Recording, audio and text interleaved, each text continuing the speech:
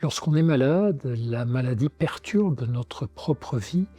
Il arrive aussi assez souvent qu'elle perturbe nos relations avec les personnes de notre entourage.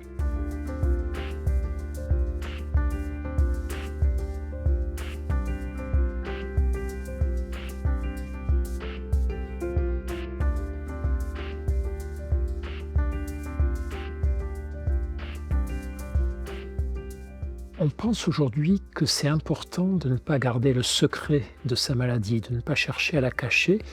C'est important aussi de choisir à qui on en parle. En général, évidemment, on parle plus volontiers, plus facilement de sa maladie à des proches, aux gens qui sont autour de nous, notre famille ou nos meilleurs amis, nos soutiens. Ça peut être important aussi de s'en ouvrir à d'autres personnes, des personnes de confiance ou des personnes, en choisissant finalement des personnes qui ont des bonnes capacités d'écoute, qui sont de bons conseils, qui vont écouter avant de conseiller, qui sont discrètes aussi, qui savent garder un secret si on leur demande de le garder. Bref, on considère que c'est une bonne idée de choisir de parler à un certain nombre de personnes, en plus des soignants bien sûr, de ces difficultés de santé.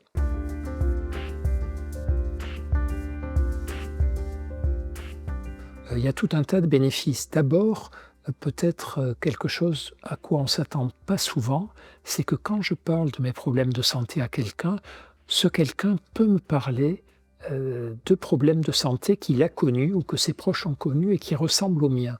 Ça, c'est quelque chose de très fréquent parce qu'au fond, on n'en parle pas si facilement que ça, de ces soucis avec les maladies chroniques, les maladies, handicapantes et s'en ouvrir à certaines personnes permet de voir, bien souvent, qu'on n'est pas seul à faire face à ces difficultés. Ça va nous permettre aussi, parfois, de recevoir du soutien, de l'affection, des conseils, tout un tas de nourriture relationnelle, comme on dit, qui vont nous donner du courage ou de l'énergie.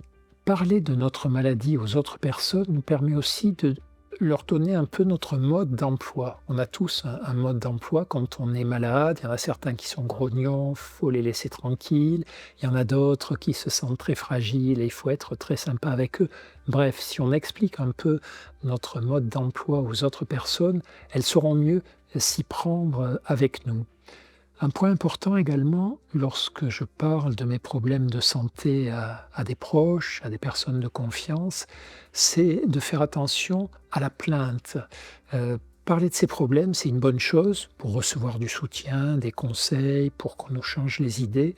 Ne parler que de ces problèmes, c'est peut-être une moins bonne chose. C'est important aussi de parler d'autre chose que de nous malades. La maladie, c'est pas tout ce qu'il y a dans notre vie. Il y a aussi des tas de secteurs de notre vie qui intéressent les autres personnes, qu'on peut partager avec elles et dont il ne faut pas oublier de parler. Il y a un autre point que nous permet l'échange avec notre entourage, c'est que, à force de discuter, on va comprendre que certaines maladies font peur aux autres personnes. Des maladies comme le cancer ou la dépression, pendant longtemps, ont fait peur aux autres.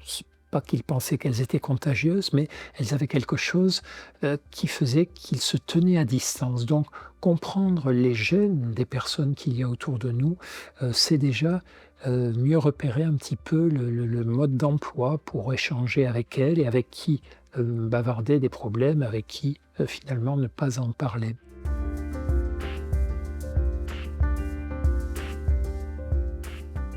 Si on est assez en forme, il y a quelque chose à quoi on peut penser aussi, c'est les difficultés des aidants. Ce qu'on appelle les aidants en médecine, ce sont les personnes de l'entourage des personnes malades et ce sont les aidants, ces gens qui cherchent de notre mieux à nous soutenir, à nous aider lorsque nous n'allons pas bien. Il faut penser que parfois ils sont fatigués de nous soutenir, de nous aider, de faire les courses pour nous quand on n'est pas en état de les faire, de nous accompagner, passer des examens un peu inquiétants ou un peu lourds. Et donc c'est important parfois de leur dire: «Voilà, tu fais beaucoup de choses pour moi, tu peux parfois aussi te mettre en vacances et je demanderai à quelqu'un d'autre, ce coup de main».